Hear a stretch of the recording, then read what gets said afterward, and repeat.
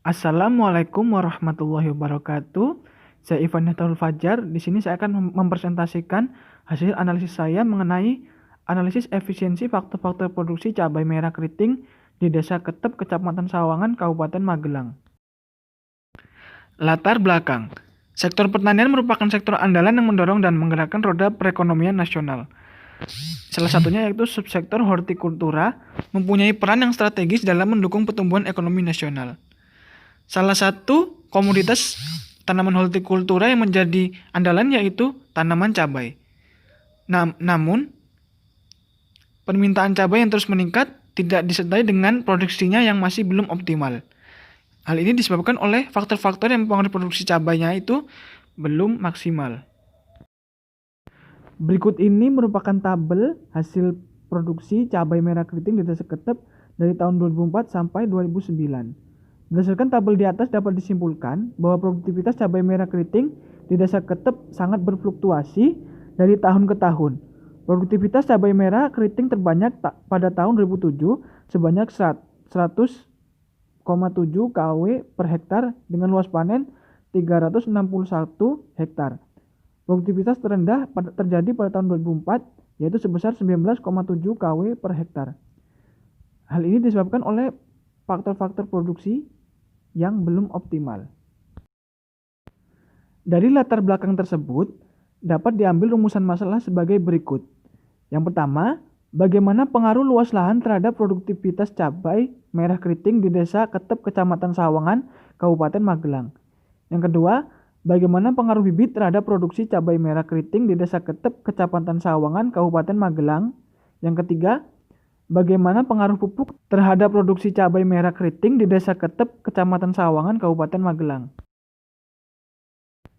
Tujuan penelitian ini yaitu yang pertama, untuk mengetahui pengaruh luas lahan terhadap produksi cabai merah keriting di Desa Ketep, Kecamatan Sawangan, Kabupaten Magelang.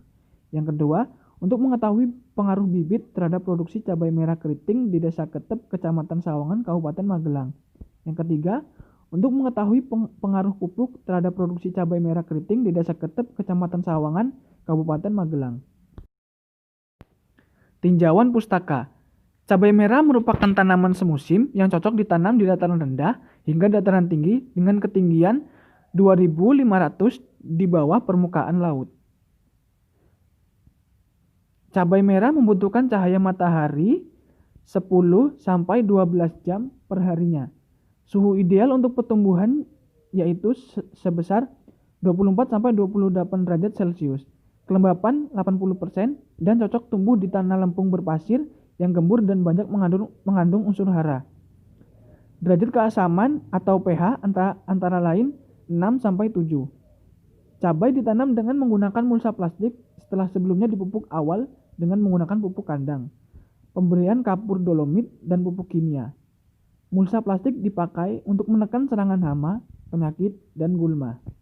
Cabai merah dimanfaatkan oleh masyarakat dalam kehidupan sehari-hari, terutama untuk keperluan bumbu dapur atau rempah-rempah penambah cita rasa makanan maupun untuk keperluan yang lain sebagai ramuan obat tradisional. Buah cabai dapat bermanfaat untuk membantu kerja pencernaan dalam tubuh manusia. Selain itu, cabai merah dapat membantu menyembuhkan kejang otot, rematik, sakit tenggorokan, dan alergi. Produksi. Menurut Daniel 2002, produksi adalah menciptakan, menghasilkan, dan membuat. Proses produksi baru bisa berjalan bila persyaratan yang dibutuhkan dapat dipenuhi. Persyaratan ini lebih dikenal dengan faktor produksi. Faktor produksi terdiri dari 4 komponen, yaitu tanah, modal, tenaga kerja, dan skill atau manajemen. Faktor produksi adalah hubungan teknis antara faktor produksi dengan barang produksi yang dihasilkan dalam proses produksi. Kegiatan produksi menyangkut 2 persoalan penting, yaitu pertama mengenai input atau masukan yang dimasukkan dalam proses produksi. Input terdiri dari faktor-faktor produksi seperti tanah, modal, tenaga kerja, dan kewirausahaan. Berikut ini penelitian terdahulu yang digunakan sebagai acuan. Afi Budi Setiawan tahun 2008, analisis efisiensi penggunaan faktor-faktor produksi usaha tani jagung di Kabupaten Grobogan. Tujuannya untuk mengetahui efisiensi teknis, efisiensi harga, dan efisiensi ekonomi pada usaha tani jagung di Kabupaten Grobogan. Metode yang digunakan yaitu purposive cluster area random sampling. Dalam pengambilan sampel, maka peneliti menggunakan sampel warga petani sebanyak 90 orang dari jumlah seluruh petani di Kabupaten Grobogan, yaitu sebanyak 159.884 petani. Hasil penelitian penelitian diperoleh efisiensi teknis untuk usaha tani jagung di Kabupaten Grobogan sebesar 0,999. Hal ini menunjukkan bahwa usaha tani masih belum efisien secara teknik. Efisiensi harga dan ekonomi diperoleh hasil perhitungan sebesar 1,535 untuk efisiensi harga dan 1,534 untuk efisiensi ekonomi. Usaha tani jagung di Kabupaten Grobogan masih belum efisien secara harga dan ekonomi. Yang kedua, usaha tani jagung di Kabupaten Grobogan berada pada skala hasil yang menurun. Berdasarkan perhitungan return to scale didapat hasil 0,984, berarti dapat disimpulkan bahwa proporsi penambahan input yang digunakan akan menurunkan output yang diperoleh. Namun dari hasil perhitungan RC rasio diperoleh hasil 1,153 yang berarti bahwa usaha tani jagung sebenarnya masih menguntungkan untuk terus dikelola. Lokasi penelitian. Penelitian ini dilaksanakan di Desa Ketep, Kecamatan Sawangan, Kabupaten Magelang. Data diperoleh sesuai dengan kondisi di lapangan. Sumber data penelitian. Yang pertama, data primer. Data primer adalah data yang dikumpulkan langsung dari responden berupa wawancara atau kuesioner dari beberapa petani di Desa Ketep. Pengambilan data primer dilakukan untuk memperoleh data tentang penggunaan lahan, bibit, dan pupuk oleh petani dalam pengelolaan usaha cabai merah keriting. Yang kedua, data sekunder merupakan data yang diperoleh dari kantor atau instansi pemerintah yang terkait dengan masalah penelitian seperti data yang diperoleh dari Dinas Pertanian. Pengambilan data sekunder dalam penelitian ini dimaksudkan untuk memperoleh data tentang produksi cabai dan anggaran pemerintah untuk pertanian di Kabupaten Magelang. Sampel penelitian. Penelitian ini menggunakan metode sampling cluster area random sampling. Pengambilan sampelnya, peneliti memasukkan subjek-subjek di dalam populasi sehingga semua subjek dianggap sama dan peneliti melakukan berdasarkan area yang menjadi sentra usaha tani cabai merah keriting di Desa Ketep. Maka peneliti menggunakan sampel warga sebanyak 100 orang petani. Metode analisis. Fungsi produksi Cobb-Douglas. Analisis Cobb-Douglas adalah suatu fungsi atau persamaan yang melibatkan dua atau lebih variabel dependen, yaitu yang dijelaskan dengan Y, dan yang lain disebut dengan variabel independen, yaitu X. Penyelesaian pengaruh antara Y dan X yaitu dengan cara regresi, yaitu variabel Y akan dipengaruhi variasi X. Secara matematik, fungsi Cobb-Douglas dapat ditulis dengan rumus sebagai berikut. Y sama dengan A, X1 B1, X2 B2, X3 B3. Untuk menafsirkan parameter-parameter tersebut dilakukan dengan cara mentransportasikan ke dalam bentuk regresi linear berganda, kemudian dianalisis dengan metode kuadrat terkecil, yaitu ln sama dengan ln B0 plus B1 ln X1 plus B2 ln X2 plus B3 ln X3, di mana Y sama dengan jumlah produksi, ln B0 sama dengan jumlah interset atau konstanta, X1 sama dengan luas lahan, X2 bibit, X3 pupuk, B1, B2, dan B3 sama dengan koefisien regresinya. Kemudian pengujian variabel. Yang pertama, pengujian variabel terhadap seluruh variabel uji F, yaitu uji statistik F pada dasarnya bertujuan untuk menguji pengaruh masing-masing variabel bebas secara bersama-sama terhadap variabel tidak bebas. Uji serentak yaitu uji statistik koefisien regresi yang serentak atau bersama-sama mempengaruhi Y. Yang kedua, pengujian untuk masing-masing variabel dalam kurung uji T. Uji statistik T pada dasarnya bertujuan untuk menguji masing-masing variabel bebas. Uji asumsi klasik. Yang pertama, uji normalitas.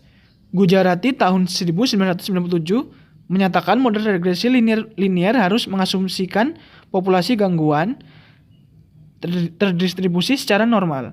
Oleh karena itu, model regresi yang baik adalah terdistribusi data normal atau mendekati normal.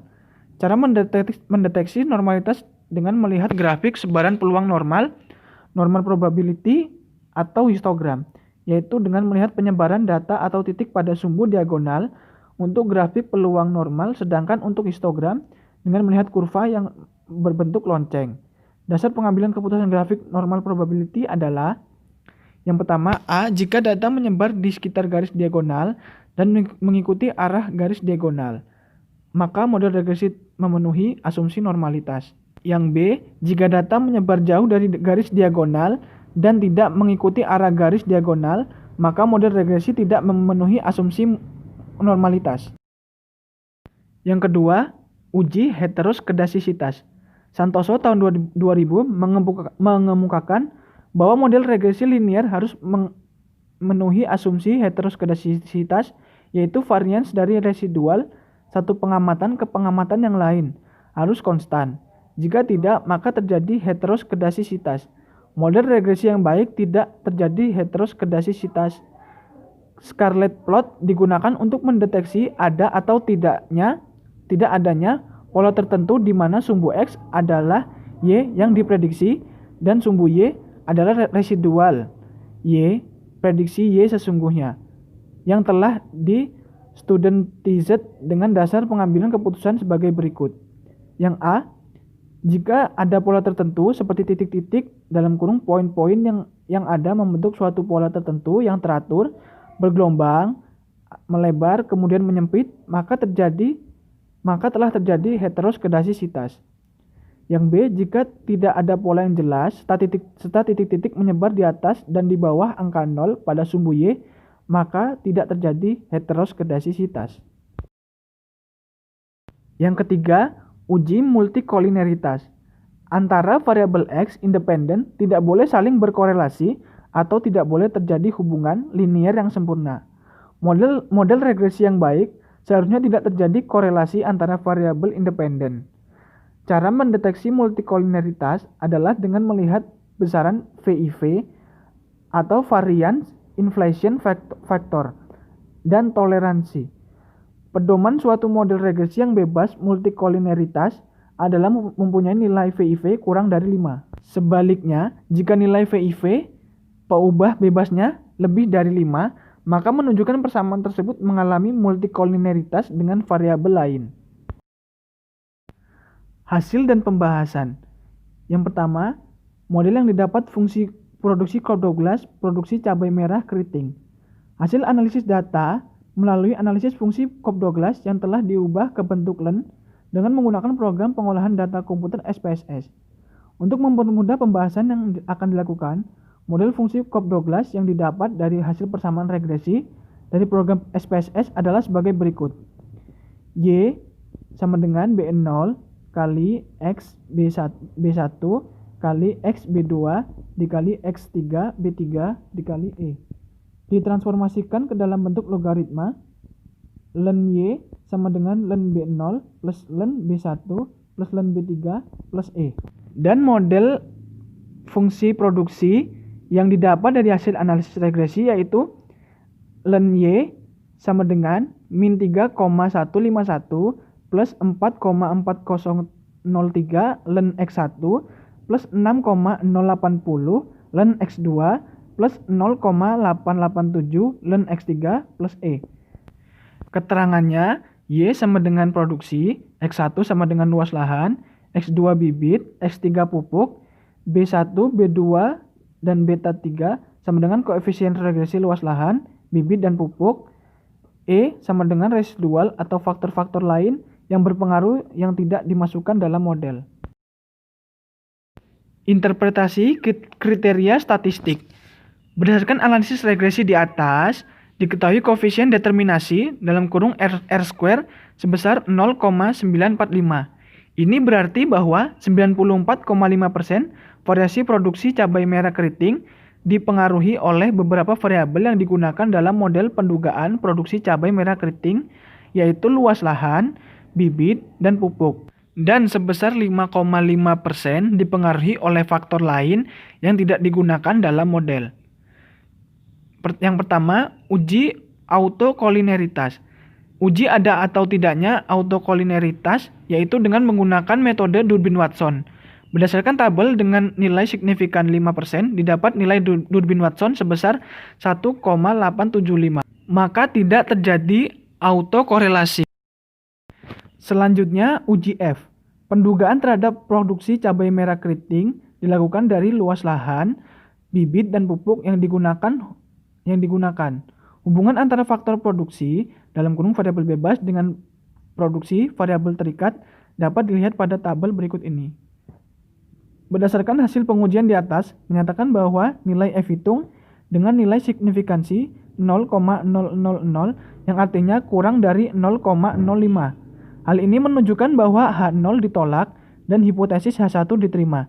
Dengan demikian dapat dikatakan bahwa semua variabel independen yaitu luas lahan X1, bibit X2, pupuk X3 berpengaruh terhadap produksi cabai merah keriting atau Y.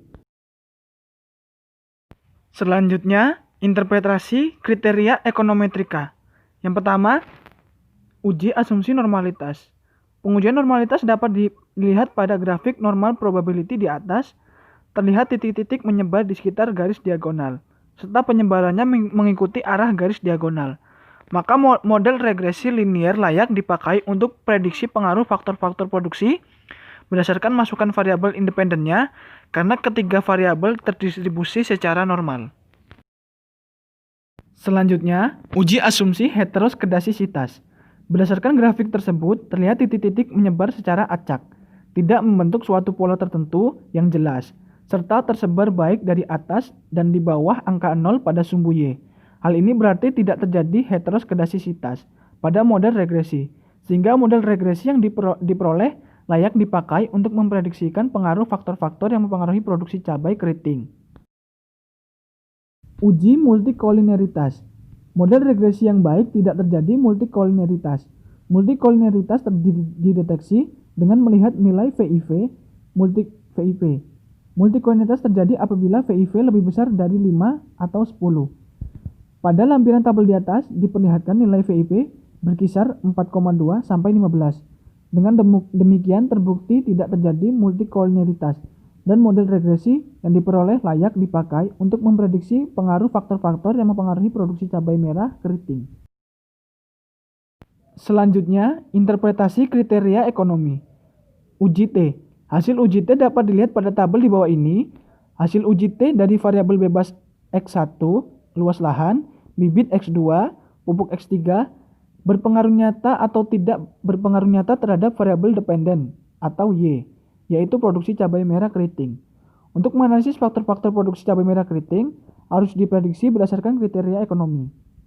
Berdasarkan tabel di atas, diketahui pengaruh dari masing-masing faktor produksi terhadap produksi cabai merah keriting di Desa Ketep, Kecamatan Sawangan, Kabupaten Magelang, yaitu sebagai berikut.